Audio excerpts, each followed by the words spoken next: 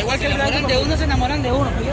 আমরা বাংলাদেশ থেকে অবশ্য সবসময় টেলিভিশনে ইউটিউবে নিউ ইয়র্কের টাইম স্কোয়ারের কথা শুনি, কিন্তু আসলে এখন বাস্তবে দেখতেছি আমার পিছনে টাইম স্কোয়ার এবং আমি যেখানে দাঁড়িয়ে আছি এই চতুর সাইডে টাইম স্কোয়ার এবং এইখানে বাঙালিরা সবসময়ের জন্য বিভিন্ন অনুষ্ঠান করে থাকে।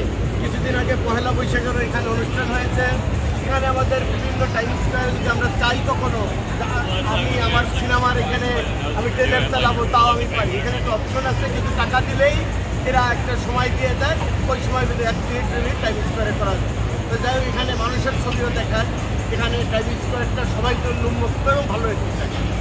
তো যাই হোক টাইম স্কোয়ারে আসতে পেরে মনে হয়েছে যে না অরিজিনালি আসলে আমেরিকাতে আসে।